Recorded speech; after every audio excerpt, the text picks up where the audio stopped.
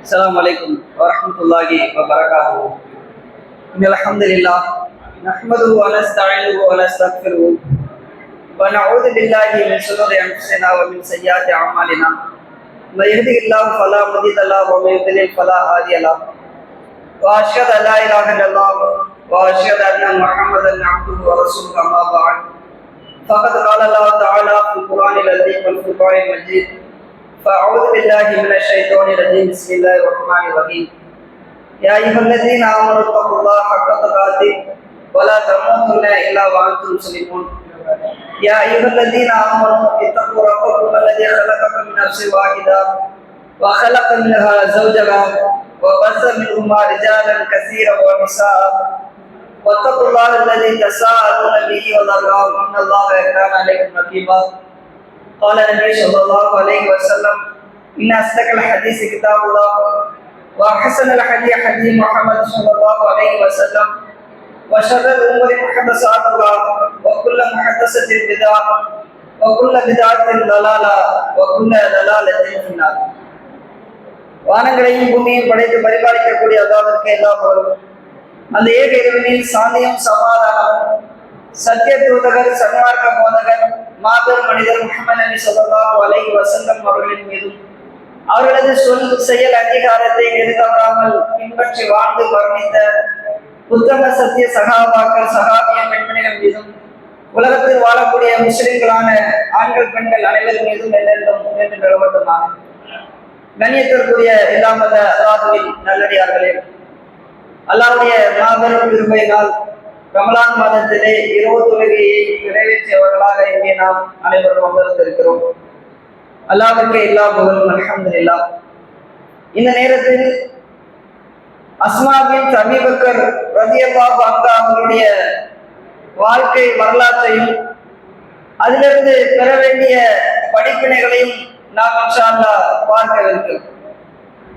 Asma பின்த் அபீ Bakr ரலியல்லாஹு அன்ஹா அவருடைய வரலாற்றை பார்ப்பதற்கு முன்னால் ஒரு முக்கியமான தகவல்களை பதிய வைக்க வேண்டும். என்ன தகவல் என்று சொன்னால், பெரும்பாலும் மக்களுடைய மனநிலை எப்படிப்பட்டதாக இருக்கிறது என்று சொன்னால், நபி தோழர்களுடைய வரலாறு, ஆண் சகாபாக்களுடைய வரலாறு ஆண்களுக்கு படிப்பினை, பெண் நபி தோழர்களுடைய வரலாறு பெண்களுக்கு படிப்பினை, ஆண்களுடைய வரலாறு ஆண்களுக்கு படிப்பினை, பெண்களுடைய வரலாறு பெண்களுக்கு படிப்பினை என்கின்ற ஒரு மனநிலை இருக்குது.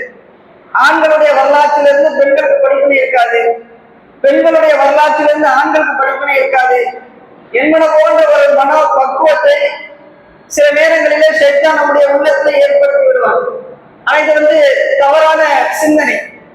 ஏன் என்று சொன்னால், அல்லாஹ் தன்னுடைய திருமறை குர்ஆனிலே நிறைய வரலாறுகளை சொல்லித்தார். அதுல ஒரு வரலாறு தான் மரியம் அலைஹிஸ்ஸலாத்து வஸ்ஸலாம் அவர்களுடைய வரலாறு. மரியம் அலைஹிஸ்ஸலாமுடைய வரலாற்றை சொல்லி காட்டிவிட்டு அவர்கள் எப்படி கற்பொழுக்கம் மிக்கவர்களாக திகழ்ந்தார்கள் என்பதை குறிப்பிட்டு விட்டு அவர்கள் உலக மக்கள் அனைவருக்கும் முன்மாதிரியாக இருக்கிறாங்க என்கின்ற வாசகத்தையும் அல்லாஹ் என்ன செய்யலாம், சேர்த்து சொல்லலாம். மரியம் என்பது ஒரு பெண், அந்த பெண் கற்பொழுக்கம் மிக்கவர்களாக திகழ்ந்தார்கள். அந்த பெண்ணிடத்திலிருந்து பெண்களாகி நீங்கள் படிப்பினைகளை பெற்றுக் கொள்ளுங்கள் என்று அல்லாஹ் சொல்லல. மரியம் அலைஹிஸ்ஸலாம் அவர்கள் கற்பொழுக்கத்திலே சிறந்ததாக விளங்கியதை போன்று ஆண்களாக இருக்கக்கூடியவர்களும் பெண்களாக இருக்கக்கூடியவர்களும் முன்மாதிரிகளை பெற்றுக் கொள்ளுங்கள், உலக மக்கள் அத்தனை பேருக்கும் அதுல முன்மாதிரி இருக்குது என்று அல்லாஹ் சொல்லித்தாராம். அவ பெண்களுடைய வரலாற்றிலிருந்து ஆண்களாக இருக்கக்கூடிய நாமும் முன்மாதிரிகளை பெற்றுக் கொள்ள வேண்டும், ஆண்களுடைய வரலாற்றிலிருந்து பெண்களும் முன்மாதிரிகளை பெற்றுக் கொள்ள வேண்டும். நாம யாருடைய வரலாறு பார்க்க கூடாது, ஆணுடைய வரலாறா பெண்ணுடைய வரலாறா, நான் ஆணா இருக்கிறேன் ஆணுடைய வரலாறுதான் கேட்பேன், ஆண் சகாபாக்களுடைய வரலாறுகளை தான் தெரிந்து கொள்வேன், நான் பெண்ணா இருக்கிறேன் பெண் தோழர்களுடைய வரலாறு தான் தெரிந்து கொள்வேன் என்று இருக்கக்கூடாது. நம்ம ஆண் சகாபாக்களுடைய வரலாறையும் தெரிந்து கொள்ள வேண்டும், பெண் தோழர்களுடைய வரலாறுகளையும் தெரிந்து கொள்ள வேண்டும். ரெண்டு பேரிடத்திலிருந்து வரலாற்றிலிருந்தும் நமக்கு என்ன படிப்பினை இருக்குது, நமக்கு என்ன முன்மாதிரி இருக்குது, நம்முடைய உள்ளத்தை பக்குவப்படுத்துவதற்கான செய்திகள் அதுல என்ன இருக்குது என்பதை நாம் சிந்திக்கக்கூடிய மக்களாக இருக்க வேண்டும். இது முதலாவது விஷயம். இரண்டாவது விஷயம் என்னவென்று சொன்னால், இன்னைக்கு கல்வி என்பது பல்கி பெருகிருச்சு. எல்லாருமே பெரும்பாலும் பள்ளிக்கூடங்களுக்கு கல்லூரிகளுக்கு செல்லக்கூடியவர்களாக இன்றைக்கு இருக்கக்கூடிய தலைமுறைகள் தான் இருக்குது. நம்முடைய பள்ளி கல்லூரிகளில் எல்லாம் வரலாறு என்பதை ஒரு எப்படி ஆக்கியிருக்கிறார்கள் என்று சொன்னால், ஒரு மனிதனுடைய வரலாறை படிக்கிறது என்று சொன்னால் பிறப்பில் ஆரம்பிச்சு இறப்பில் வரை என்ன செய்யணும், படிச்சாதான் வரலாறு. வரலாறுனா அவர் இப்போ பிறந்தாரு, இன்னைக்கு பிறந்தாரு, இப்படி பிறந்தாரு, இப்படி எல்லாம் வளர்ந்தாரு என்று சொல்லி பிறப்புல ஆரம்பிச்சு இறப்புல கொண்டு வந்து விடுவதுதான் வரலாறு என்கின்ற பக்குவத்தை என்ன செஞ்சிருக்கிறாங்க, ஏற்படுத்தியிருக்கிறாங்க. ஆனா அதுவுமே நமக்கு அவசியம் கிடையாது. அல்லாஹ் நமக்கு வரலாற்றை பற்றி இப்படி சொல்லி தரல. வரலாறை பொறுத்தவரையில் எந்த ஒரு மனிதனுடைய வரலாறை நம்ம படிப்பதாக இருந்தாலும் அவருடைய வரலாற்றில் நமக்கு என்ன முன்மாதிரி இருக்குது, நமக்கு தேவையான என்ன படிப்பினை இருக்குது, அதை மட்டும் தெரிஞ்சுக்கிட்டா போதும். தேவையில்லாத விஷயங்கள்லாம் தெரிந்து கொள்ள வேண்டிய அவசியம் நமக்கு கிடையாது. பிறப்பிலிருந்து இறப்பு வரை கட்டாயமாக தெரிந்து கொள்வதுதான் வரலாறு என்பது இஸ்லாம் நமக்கு சொல்லித் தரக்கூடிய ஒரு விதிமுறை கிடையாது. அல்லாஹ்வுடைய திருமறை குர்ஆனிலே நிறைய வரலாறுகள் நமக்கு சொல்லித்தாரோம். நிறைய வரலாறுகள் திருமறை குர்ஆனில் இடம்பெற்றிருக்கிறது. நபிமார்களுடைய வரலாறுகள் எல்லாம் இடம்பெற்றிருக்கிறது. அதுல எந்த நபிமார்களுடைய வரலாறையும் அல்ல என்ன செஞ்சிருக்க மாட்டான், பிறப்பிலிருந்து ஆரம்பிச்சிருக்க மாட்டான். மூசா நபி, ஈசா நபியுடைய வரலாறை தவிர இப்ராஹிம் நபியுடைய வரலாறு அல்லாஹ் சொல்றான். இப்ராஹிம் நபி பிறந்ததை பத்தி அல்லாஹ் சொல்றானா? எங்கேயாவது இப்ராஹிம் நபி இப்போ பிறந்தாங்க, இப்படி பிறந்தாங்க என்று அல்லாஹ் சொல்லி தந்திருக்கிறாரா? இல்ல. ரசூலுல்லாஹ் சொல்லி தந்தாங்களா? இல்ல. இப்ராஹிம் நபி எப்ப இறந்தாங்க, எப்படி இறந்தாங்க, அதை சொல்லி தந்திருக்கிறாங்க? அல்லாஹ் சொல்லி தந்ததில்லை. நூஹ் அலைஹிஸ்ஸலாம் அவர்கள் 950 வருடங்கள் பிரச்சாரம் செய்தார்கள் என்கிற தகவலை அல்லாஹ் சொன்னான். நூஹ் நபி எப்ப பிறந்தாங்க, எப்படி பிறந்தாங்க, அந்த தகவலை அல்லாஹ் சொல்லி தரல. அப்போ வரலாற்றை பொறுத்தவரையில் நமக்கு எதில் படிப்பினை இருக்கிறதோ அதை மட்டும் தெரிஞ்சுட்டா போதும். நூஹ் நபி எப்படி பிரச்சாரம் செஞ்சாங்க, எப்படி எல்லாம் தன்னுடைய வாதத்தை முன்வச்சாங்க, அந்த வரலாற்றை மட்டும் அல்லாஹ் நமக்கு சொல்லித்தாங்க. அது மட்டும் நமக்கு போதும். இப்ராஹிம் நபியுடைய வரலாற்றை தன்னுடைய தந்தை இடத்துல எப்படி பிரச்சாரம் செஞ்சாங்க, இளைஞராக இருக்கும்போது எப்படி எல்லாம் அந்த சிலையை உடைச்சாங்க, அந்த இப்ராஹிம் நபியுடைய வரலாற்றில் முக்கியமான சில பகுதிகளை மட்டும் அல்லாஹ் நமக்கு சொல்லித்தாங்க. ஏன்னா அதுல இருந்து நம்ம படிப்பினை பெற்றுக்கொண்டா போதும். இப்படி நமக்கு எது தேவையோ அதை தெரிந்து கொண்டால் மட்டும் போதும். அதுதான் வரலாறு. பிறப்பிலிருந்து ஆரம்பிச்சு இறப்புல முடிச்சாதான் உண்மையான வரலாறு என்கின்ற சிந்தனை நம்மகிட்ட இருக்கக்கூடாது. எல்லாருடைய வரலாற்றிலிருந்தும் நமக்கு என்ன படிப்பினை இருக்கிறதோ அதை பெற்றுக்கொண்டால் மட்டும் நமக்கு என்னது போதுமானதாக இருக்கிறது. இந்த விஷயத்தையும் நம்ம மனதில உருவாக்கக்கூடியவர்களாக இருக்க வேண்டும். அஸ்மாபின் அபீ பக்கர் ரலியல்லாஹு அன்ஹு அவருடைய வரலாற்றை பொறுத்தவரையில் அவங்க எப்ப பிறந்தாங்க, எப்படி பிறந்தாங்க, இந்த தகவல் நமக்கு வரலாற்றில் இல்லை. அது நம்ம தெரிந்து கொள்ள வேண்டிய அவசியம் நமக்கு என்ன இல்ல. நம்ம தெரிந்து கொள்ள வேண்டிய ஃபர்ஸ்ட் முக்கியமான விஷயம் என்னவென்று சொன்னால், அஸ்மாபின் அபீ பக்கர் ரலியல்லாஹு அன்ஹு அவர்கள் ஆரம்ப கட்டத்திலேயே இஸ்லாத்தை ஏற்றுக்கொண்டு விட்டார்கள். நபி ஸல்லல்லாஹு அலைஹி வஸல்லம் அவர்கள் தன்னை நபியாக அறிவிச்சாங்கல்ல, ரசூலுல்லாஹ் நபியாக தன்னை அறிவிச்ச உடனே இஸ்லாத்தை ஏற்றுக்கொண்டவர்கள் ஹதீஜா ரலி, ரசூலுல்லாஹ்வுடைய மனைவி. அதன் பிறகு அலி ரலி, ரசூலுல்லாஹ்வுடைய தம்பி, சிறுவர்கள்ல ரசூலுல்லாஹ்வுடைய அடிமையாக இருந்த ஸைத் இப்னு ஹாரிஸா இஸ்லாத்தை ஏற்றுக்கொண்டார்.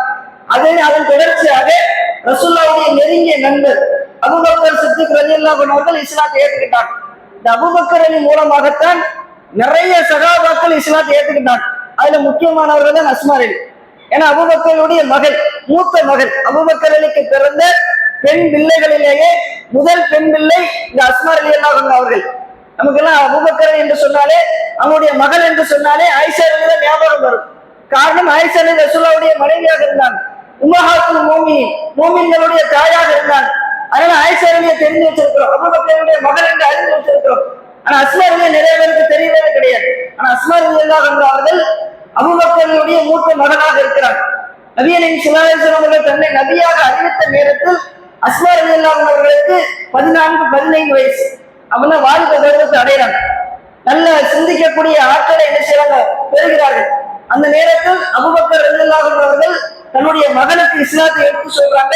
உடனே அஸ்மா ரலியல்லாஹு அன்ஹா அவர்கள் என்ன செய்யறாங்க, இஸ்லாத்தை ஏற்றுக்கொள்கிறார்கள். ஆரம்ப கட்டத்திலேயே சிந்திக்கக்கூடிய பருவம் வந்த உடனேயே இஸ்லாத்தை எந்தவித தயக்கமும் இல்லாமல் உடனடியாக ஏற்றுக்கொண்ட முந்தைய நபி தோழர்களில் அஸ்மா ரலி மிக முக்கியமான ஒரு சகாபியாக திகழ்கிறார்கள். இது அல்லாஹ் தந்தை திருமறை குர்ஆனிலேயே சிறப்பித்து சொல்லித்தார். முந்தி சென்ற நபி தோழர்கள், முந்தி இஸ்லாத்தை ஏற்றுக்கொண்டவர்கள் சிறப்பிற்குரியவர்கள், அவர்களே அல்லாஹ் பொருந்தி கொண்டார் என்கின்ற வாசகத்தை கூட அல்லாஹ் தன்னுடைய திருமறை குர்ஆனிலே செய்யலாம் சொல்லித்தார். அப்ப அப்படிப்பட்ட ஒரு சிறப்பிற்குரியவராக அஸ்மா ரலியல்லாஹு அன்ஹா அவர்கள் திகழ்ந்தார்.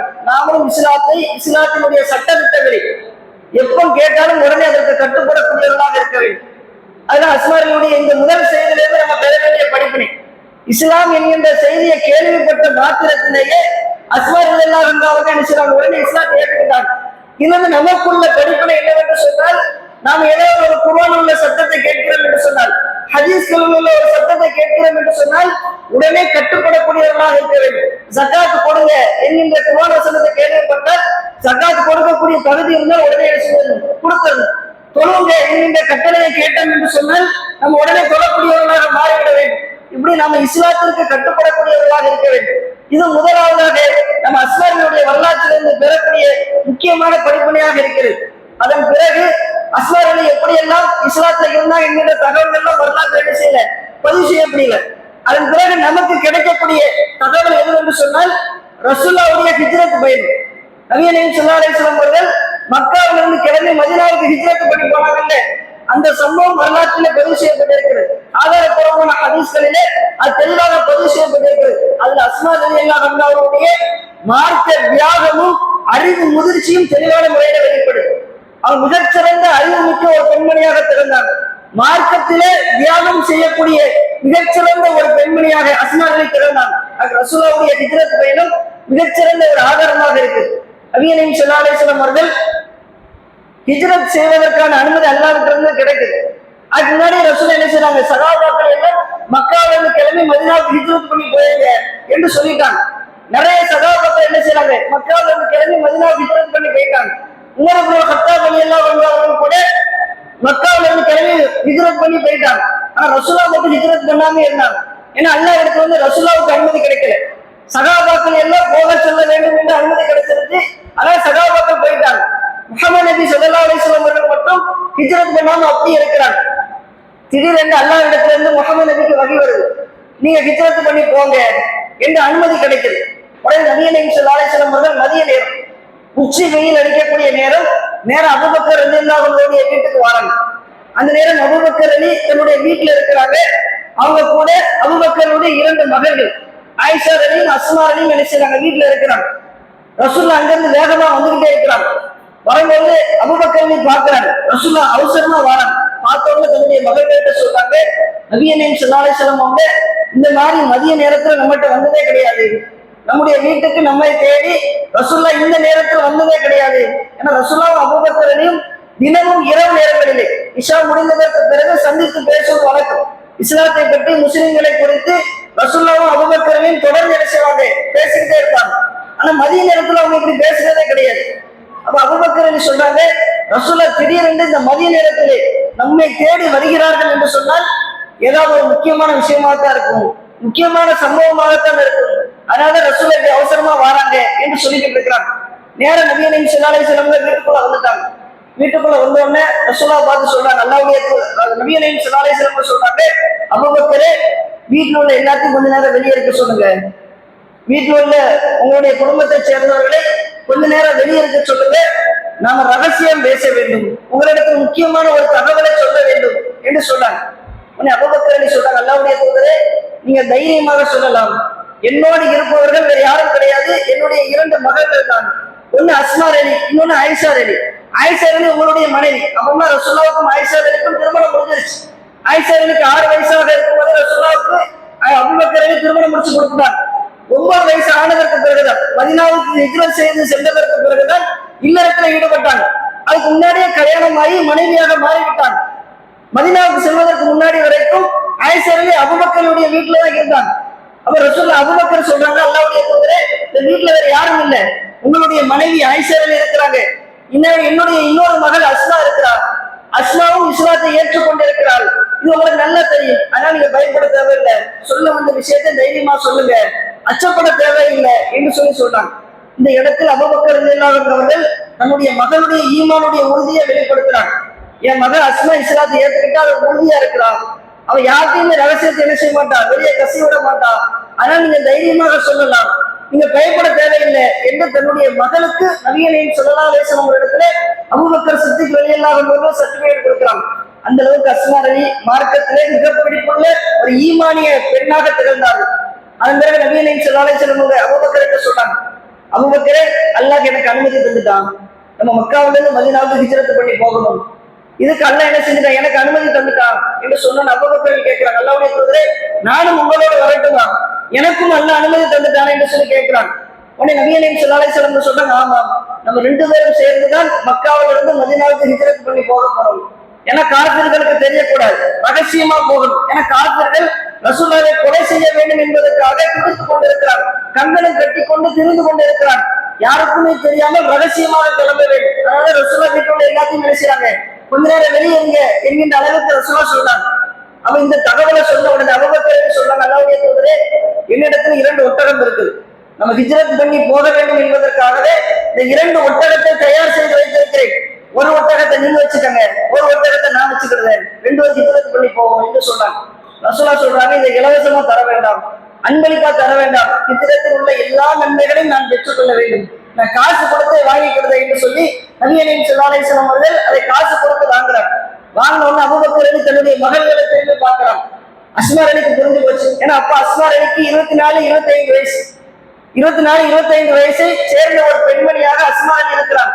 இந்த சம்பவத்தை எல்லாம் பார்த்த உடனே அஸ்மா அலிக்கு புரிஞ்சு போச்சு. உடனடியாக அஸ்மா அலியும் ஆயிஷா அலியும் சேர்ந்து இவர்கள் பயணம் செய்வதற்கு உண்டான எல்லா வேலைகளையுமே செய்யலாம். சமையலுக்கு தேவையான எல்லா ஏற்பாடுகளையும் செய்துவிட்டு சாப்பாடு தயாரிக்கிறாங்க, தண்ணீரை தயாரிச்சு வைக்கிறாங்க. தயாரிச்சு வைத்தது நம்முடைய காலத்தில் இருக்கிற மாதிரி தூக்குவாரி அது போன்ற பாத்திரங்கள்லாம் ரசூலுல்லாஹ் காலத்துல கிடையாது. நபிகள் ஸல்லல்லாஹு அலைஹி வஸல்லம் அவர்களுடைய காலத்தில் இருந்த ஒரே பாத்திரம் தோல் பை தான். தோல் பைக்குள்ளதான் சாப்பாடு போட்டு வச்சுக்கிடுவாங்க, தோல் பைக்குள்ளதான் தண்ணீரை ஊற்றி வச்சுக்கிடுவாங்க. உடனே அஸ்மா என்ன செய்றாங்க, சாப்பாடு தயாரிச்சு முடிச்ச உடனே ஒரு தோல் பை எடுக்கிறாங்க. அந்த தோல் பையில ஃபுல்லா உணவத்திக்கு போட்டு நிரப்பி வைக்கிறாங்க. சாப்பாடு ஃபுல்லா என்ன செய்றாங்க, போட்டு நிரப்பி வைக்கிறாங்க.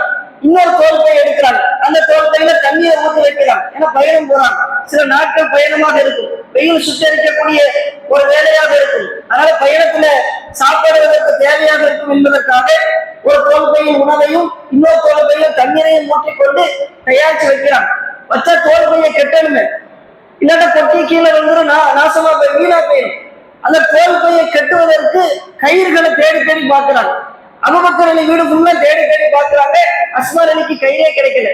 உடனே தன்னுடைய தந்தையிட்ட வந்து சொல்றாங்க, என்னுடைய தந்தையே அபூபக்கர் அவர்களே, இந்த உணவு பையையும் இந்த தண்ணீர் பையையும் கெட்டுவதற்கான கயிறு என்று கிடைக்கல, வேற ஒன்று என்ன இருக்குது என்று அபூபக்கர் கேட்கிறாங்க. எதையாவது வச்சு கட்டி ஆகணும், ரசூலுல்லாஹ் பாதுகாப்பாக மக்காவிலிருந்து மதீனாவிற்கு கொண்டு போய் சேர்த்து ஆகணும், என்னவாவது செய்யணும், உன்ட வேற என்ன இருக்குது என்று பாரு என்று சொல்றாங்க.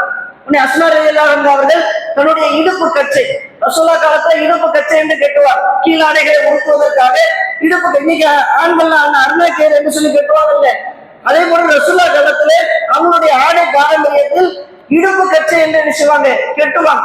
இன்னைக்கு பெண்கள் கல்யாணத்துல ஒட்டியாரம் கட்டுறாங்க, அந்த மாதிரி இருக்கும், ரிப்பன் மாதிரி அது இருக்கும்.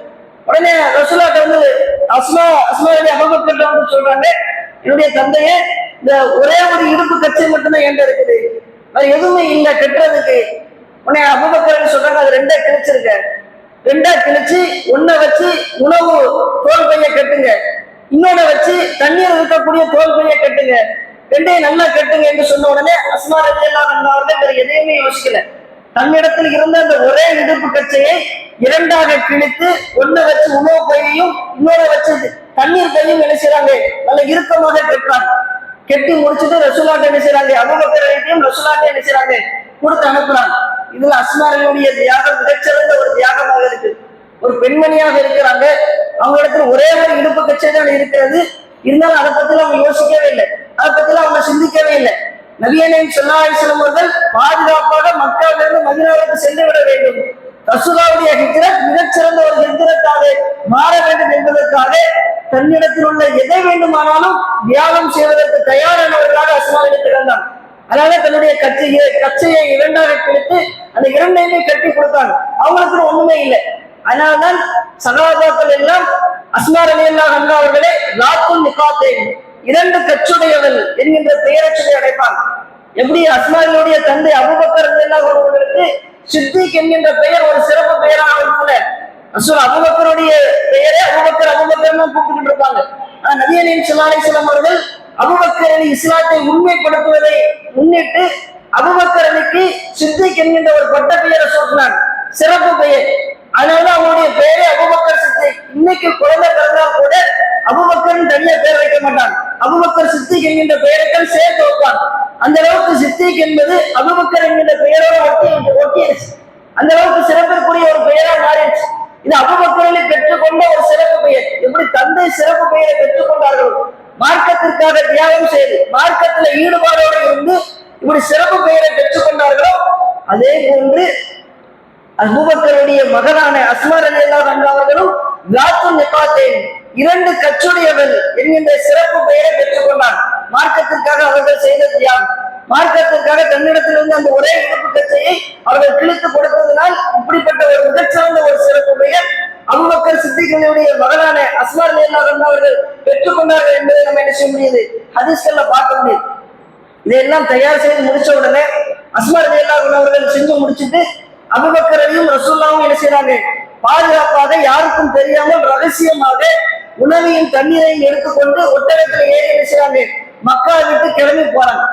இந்த ரசூலுல்லாஹும் அபூபக்கர் சித்திக் ரலியல்லாஹு அன்ஹு அவர்களும் மக்கா விட்டு கிளம்பி போன செய்தி சில காரணங்களுக்கு தெரிஞ்சிச்சு. தெரிஞ்ச உடனே அபூபக்கருடைய தந்தை இருக்கிறார்கள், அபூ குஹாஃபா, நல்ல வயசான மனிதர், 80 வயசு இருக்கும் அந்த நேரத்திலே. அவருக்கு கண் பார்வை அவருக்கு கிடையாது, வயசாகி கண் பார்வை இல்லாத ஒரு மனிதராக மாறிட்டார். அவருக்கு இந்த தகவல் கேள்விப்படுது. அவருடைய மகன் அபூபக்கர் ரசூலுல்லாஹோடு சேர்ந்து ஹிஜ்ரத் பண்ணி போயிட்டாரு என்கின்ற தகவல் கேட்ட உடனே அபூ குஹாஃபா நேரா என்ன செய்றாரு, வீட்டுக்கு வரார். அபூபக்கருடைய வீட்டுக்கு வரார். வீட்டுக்கு வந்து அஸ்மா ரலி நிக்கிறாங்க. அஸ்மா ரலியை பார்த்து அபூ குஹாஃபா சொல்றாரு, அஸ்மாவே, உன்னுடைய தந்தை மக்காவிலிருந்து கிளம்பி ஹிஜ்ரத் பண்ணி போயிட்டாரா? அப்ப ரசூல் அபூபக்கர் அலி ஹிஜ்ரத் பண்ணி போகும் பொழுது அபூபக்கருடைய வீட்டுல 5000 6000 திர்ஹம்கள் வரைக்கும் பைசா இருந்தது, பொருளாதாரம் இருந்தது. இந்த எல்லா பொருளாதாரத்தையும் எடுத்துட்டு போயிட்டாங்க. ஏன்னா ரசூலா எப்படியாவது பாதுகாப்பாக மதீனா கொண்டு வந்து சேர்க்க வேண்டும். தன்னுடைய குடும்பத்தை பத்தி அவங்க கவலைப்படல, குடும்பத்தை அல்லாஹ் பார்த்துக்கிடுவான், நம்ம அல்லாஹ்வை நம்பி ஒப்படைக்கிறோம் என்று சொல்லி அல்லாஹ் மேல முழு நம்பிக்கை வைத்து இருந்த ரூபாய் எல்லாத்தையும், பைசாவை எல்லாத்தையும், பொருளாதாரத்தை எல்லாத்தையும் அபூபக்கர் எடுத்துட்டு போயிட்டாங்க. இது அபூ குஹாஃபாவுக்கு தெரியுது. வந்து அஸ்மா ரலியை பார்த்து கேட்கிறாங்க, அஸ்மாவே, உன்னுடைய தந்தை தன்னுடைய உயிரையும் தன்னுடைய பொருளாதாரத்தையும் எடுத்துக்கொண்டு விட்டு உங்களை இழப்பிற்குரியவராக ஆக்கிவிட்டாரா? ஏன்னா அபூ குஹாஃபா இஸ்லாத்தை ஏற்றுக்கல, காபிராத்தா இருக்கிறார், ஆனா இஸ்லாத்தை எதிர்க்கல, இஸ்லாத்தை ஏற்றுக்கொள்ளவும் இல்லை, இஸ்லாத்தை எதிர்க்கவும் இல்லை. அதனால அபூ குஹாஃபா என்ன செய்றாரு, வந்து அஸ்மா ரலியல்லாஹு சொல்றாரு, அஸ்மாவே, உன்னுடைய தந்தை உங்களை இழப்பிற்குரியவர் ஆக்கிட்டாரு, அவரும் உங்களை விட்டு போயிட்டாரு, துட்டையை எடுத்துட்டு போயிட்டாரு, உங்களை ஒண்ணும் இல்லாம ஆக்கிட்டு போயிட்டாரு என்று சொல்லி அஸ்மா ரலியை அபூபக்கர் ரலியை திட்டுறாங்க. இது அஸ்மா ரலிக்கு தாங்க முடியல. தன்னுடைய தந்தை இஸ்லாத்திற்காக, மார்க்கத்திற்காக தியாகம் செய்யறாரு, சுயநலத்துக்காக எல்லா துட்டையும் எடுத்துட்டு போல. இது அஸ்மா ரலிக்கு நல்லா தெரியும். உடனே அஸ்மா ரலி என்ன செய்யறாங்க, தன்னுடைய பாட்டனாருக்கு இது தெரியாது, ஏன்னா அவர் இஸ்லாத்தை ஏத்துக்கிடல, முஸ்லிமா மாறல, அவருக்கு விவரமும் புரியாது, கண்பார்வையும் தெரியாது. உடனே அஸ்மா ரலி என்ன செய்கிறார்கள் என்று சொன்னால், தன்னுடைய தந்தைக்கு நல்ல பெயரை பெற்றுக் கொடுக்க வேண்டும். ஏன்னா அவருடைய பாட்னர் தந்தையை திட்டாரு, ஆனா தந்தைக்கு நல்ல பெயரை பெற்றுக் கொடுக்க வேண்டும் என்று சொல்லி முடிவு செய்து நேர வீட்டை விட்டு வெளியே வராங்க. சின்ன சின்ன கற்களையா பொறுக்கி எடுக்கிறாங்க. ஏன்னா ரசூல்லா காலத்துல இன்னைக்கு நம்ம ரூபா நோட்டுல வச்சிருக்கிறோம்ல, 100 ரூபா நோட்டு, 1000 நோட்டு, இந்த மாதிரி ரூபா நோட்டு வச்சிருக்கோம். இந்த மாதிரி ரூபா நோட்டு ரசூல்லா காலத்துல கிடையாது. ரசூல்லா காலத்துல முழுக்க நாணயங்கள் தான். நம்ம 1 ரூபாய் 2 ரூபாய் இந்த மாதிரி நாணயம் வச்சிருக்கோம்ல, இந்த மாதிரி நாணயம் தான் ரசூல்லா காலத்துல இருக்கும். உடனே அஸ்மா ரலி என்ன செய்றாங்க, சின்ன சின்ன கற்களையா பார்த்து பொறுக்கிறாங்க. நாணயம் மாதிரி இருக்கக்கூடிய கற்களை எல்லாம் பார்த்து பொறுக்கி எடுத்துட்டு வாங்க வீட்டுக்கு வராங்க. அபூபக்கர் ரலி தன்னுடைய வீட்டுல ஒரு சின்ன பொந்து இருக்கு, அந்த பொந்துக்குள்ளதான் துட்டு எல்லாத்தையும் வைப்பாங்க, பொருளாதாரத்தை எல்லாத்தையும் என்ன செய்வாங்க, அந்த பொந்துக்குள்ளதான் வைப்பாங்க. அஸ்மா ரலி என்ன செய்றாங்க, அந்த கற்களை எல்லாத்தையும் எடுத்துட்டு அந்த பொந்துக்குள்ள வைக்கிறாங்க. பொந்துக்குள்ள வச்சுட்டு ஒரு சின்ன துணியை தூக்கி அதுக்கு மேல போட்டு மூடி வைக்கிறாங்க. மூடி வச்சுட்டு நேர தன்னுடைய பாட்டனார்ட்ட வராங்க. வந்து அபூ குஹாஃபா வந்து சொல்றாங்க, பாட்டனார் அவர்களே, இங்க வாங்க, என்னுடைய தந்தை எல்லாத்தையும் எடுத்துட்டு போயிட்டார் என்று சொல்லி நீங்க திட்டுறீங்க, ஆனா என்னுடைய தந்தை எல்லாத்தையும் எடுத்துட்டு போகல, என்னுடைய தந்தை நமக்கு தேவையான பொருளாதாரத்தை விட்டுட்டு தான் போயிருக்காரு, அவர் இழப்பிற்குரியவராக நம்மளை விட்டுட்டு போக மாட்டாரு, வாங்க என்று சொல்லி கையை பிடிச்சி அழைச்சிட்டு போவாங்க. ஏன்னா அபூ குஹாஃபாவுக்கு கண்ணு தெரியாது, கண் பார்வை கிடையாது. நேரம் அவருடைய கையை பிடிச்சி அழைச்சிட்டு போய் எந்த பொருதுல பைசா இருக்குமோ அந்த பொருதுல கையை வச்சு காட்டுறாங்க. மேல துணியை போட்டு மூடி வச்சிருக்காங்க, கீழே கண்ணு இருக்கு, மேல துணியை போட்டு மூடி வச்சிருக்காங்க. அந்த கையை மேல வச்சு காட்டுறாங்க. வச்சு பார்த்தோன்னா அவரு தடவி பாக்குறாரு, துட்டு இருக்குன்னு நினைச்சிட்டாரு. நினைச்சிட்டு சொல்றாரு, அஸ்மாவே, உன்னுடைய தந்தை நல்ல தந்தை தான், நம்மளை இழப்பிற்குரியவராக விட்டுட்டு போகல, நமக்கு தேவையானதை விட்டுட்டு தான் போயிருக்காரு என்று சொல்லி அபூபக்கர் ரலியை புகழ்றாங்க. அஸ்மா ரலியல்லாஹு அன்ஹா அவர்கள் எந்த அளவுக்கு அறிவு முக்கிய ஒரு பெண்மணியா, அந்த நேரத்தில் இப்படிப்பட்ட ஒரு சிந்தனை வரணும்ல, இப்படிப்பட்ட ஒரு யோசனை வரணும்ல, தன்னுடைய பாட்டனாரை சமாளிக்கணும், தந்தைக்கு நல்ல பேரை வாங்கி கொடுக்கணும், பாட்டனாருக்கு மன கஷ்டத்தை தந்திரக்கூடாது, ஏன்னா இஸ்லாத்தை ஏற்றுக்கிறது. இந்த தகவலை தெரிஞ்சுக்கிட்டா இஸ்லாத்தை கூட கொஞ்சம் வெறுக்க ஆரம்பிச்சுடுவாரு. அவர் இஸ்லாத்தை வெறுக்கக்கூடியவராக மாறிவிடக்கூடாது, அவருக்கு மன கஷ்டம் ஏற்பட்டு விடக்கூடாது என்பதற்காகவும் தன்னுடைய தந்தைக்கு நல்ல பெயரை எடுத்துக் கொடுக்க வேண்டும் என்பதற்காகவும் அஸ்மா ரலியல்லாஹு அன்ஹா அவர்கள் இப்படிப்பட்ட ஒரு அழகான நாடகத்தை அரங்கேற்றுள்ளார். இந்த அழகான நாடகத்தை அரங்கேற்ற வேண்டும் என்று சொன்னால் அறிவு இருந்தால்தான் முடியும். அஸ்மா ரலியல்லாஹு அன்ஹா அவர்கள் அப்படிப்பட்ட அறிவுமிக்க ஒரு சிறந்த பெண்மணியாக திகழ்ந்தார்கள் என்பதை இந்த சம்பவம் நமக்கு அழகான முறையில படம் எடுத்து காட்டும். இந்த சம்பவம்லாம் நடந்து முடிஞ்சதற்கு பிறகு கொஞ்ச நேரம் கழிச்சு காஃபிர்களுடைய தலைவர்கள் எல்லாம் கோவப்படுறாங்க. என்ன ரசூலா கிளம்பி போயிட்டாங்க, அபூபக்கர் தான் கூட்டிட்டு போயிட்டாரு என்று சொல்லி கேள்விப்பட்ட உடனே நேர அபூபக்கருடைய வீட்டுக்கு வராங்க. Abu Jahl, Abu Lahab, Utbah, Shaybah காஃபிர்களுடைய பெரும் பெரும் தலைவர்கள் இவங்க எல்லாரும் என்ன செய்றாங்க, அபூபக்கருடைய வீட்டுக்கு வந்து வீட்டு கதவை தட்டுறாங்க. வீட்டு கதவை தட்ட வீட்டுக்குள்ள யார் இருக்கிறா? அபூபக்கர் இல்ல, ஆண்கள் யாருமே இல்ல, உள்ள அஸ்மா ரலி தான் இருக்கிறாங்க. அஸ்மா ரலியை கதவை திறக்கிறாங்க. வெளியே பார்த்தா காஃபிர்களுடைய தலைவர்கள் இருக்கிறாங்க.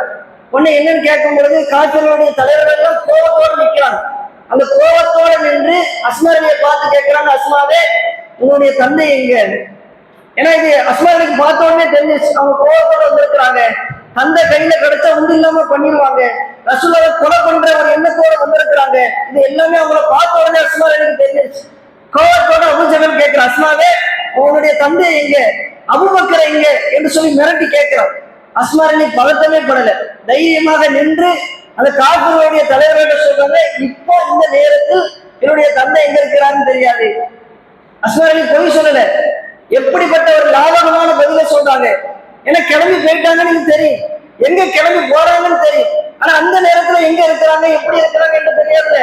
அதான் அஸ்மா ரலி சொன்னாங்க, இந்த நேரத்தில் என்னுடைய தந்தை எங்க இருக்கிறாங்கன்னு தெரியாது என்று சொன்னவன அபூ ஜஹலுக்கு கடுமையான கோவம் வந்து அஸ்மா ரலியுடைய கண்ணத்துல ஓங்கி அடையிறான். ஏன்னா அவன் மூர்க்கன் தானே, காஃபிராக இருக்கிறான், கடுமையான மோசமானவர். சுமையார் அலிக்கெல்லாம் கடுமையான துன்பத்தை கொடுத்தவர்கள், அப்துல்லாஹ் ரலியல்லாஹு அன்ஹுவுக்கெல்லாம் கடுமையான துன்பத்தை கொடுத்தவர்கள் தான் இந்த காஃபிர்களுடைய தலைவர்கள். அஸ்மா ரலியும் கண்ணத்துல ஓங்கி அடைக்கிறான். காதுல போட்டிருந்த அந்த தோடு அருந்து கீழே உள்ளது, அந்த அளவுக்கு கடுமையா அடிக்கிறான். அந்த அடியையும் வாங்கி கொண்டு அஸ்மா ரலியல்லாஹு அன்ஹா ஒரு வார்த்தை கூட பேசல. என்னுடைய தந்தை கிளம்பி போயிட்டாரு, 2 மணிக்கு கிளம்பியிருக்காரு, அவங்க ரசூலுல்லாஹ் இப்படி கிளம்பி போயிருக்காங்க, இது இதெல்லாம் கொண்டு போயிருக்கிறாங்க, இன்னென்ன பிளான் எல்லாம் பண்ணியிருக்கிறாங்க, இந்த வழியில எல்லாம் போட வேண்டும் என்று பேசி வச்சிருக்கிறாங்க. இது எல்லாமே அஸ்மா ரலிக்கு தெரியும். இது எல்லாமே அஸ்மா ரலி முன்னாடிதான் திட்டம் திட்டப்பட்டது. ஆனா எந்த தகவல்களையும் அஸ்மா ரலி காஃபிர்களுடைய தலைவருக்கு சொல்லவே இல்லை. நீ அடிக்க போறீங்கன்னா அடிச்சுக்க, கொலை பண்ண போறீங்கன்னா கொலை பண்ண போறீங்கன்னா கொலை பண்ணிக்க, என்ன செஞ்சாலும் நான் ரசூலுல்லாஹ்வுடைய ரகசியத்தை சொல்ல மாட்டேன், என்னுடைய தந்தையும் ரசூலுல்லாஹ் ஹிஜ்ரத் பண்ணி போன விஷயத்தை அவன் சொல்லவே மாட்டேன் என்கின்ற தைரியத்தோடு வெறும் பெண்மணியாக இருந்து கொண்டு காஃபிர்களுடைய தலைவர்களை கூட்டம் அத்தனை பேரும் வந்து மிரட்டி கேட்டும் அதற்கு அஞ்சாமல் பயப்படாமல் தன்னுடைய தந்தையையும் நபியையும் ஸல்லல்லாஹு அலைஹி வஸல்லம் அவர்களை காப்பதற்காக உயிரை கொடுப்பதற்கு கூட தயாரானவர்களாக அஸ்மா ரலியல்லாஹு அன்ஹா திகழ்ந்தார்கள் என்பதை இந்த சம்பவம் நமக்கு தெளிவான முறையிலே படம் எடுத்து காட்டும். இந்த அளவிற்கு அஸ்மா ரலியல்லாஹு அன்ஹா அவர்கள் மார்க்கத்திற்காக தியாகம் செய்யக்கூடியவர்களாகவும் தைரியத்தோடு காப்புகளை எதிர்த்து நிற்கக்கூடியவர்களாகவும் அறிவுமிக்க ஒரு முதிர்ச்சி அடைந்த ஒரு பெண்மணியாகவும் திகழ்ந்தார்கள் என்பதை இந்த சம்பவங்களை எல்லாம் நமக்கு தெளிவான முறையிலே படம் எடுத்து காட்டியிருக்கிறது. இதிலிருந்து நம்ம பெறக்கூடிய இந்த படிப்பினைகளை எல்லாம் பெற்றுக்கொண்டு நாமும் அது போன்ற ஒரு சிறந்த பெண்மணியாக மாற வேண்டும் என்று கேட்டு இன்ஷா அல்லாஹ் வரக்கூடிய நாட்களிலே அடுத்தடுத்த படிப்பினைகளை பார்ப்போம் என்று சொல்லிக்கொண்டு என்னுடைய இந்த உரையை முடிவு செய்கிறேன்.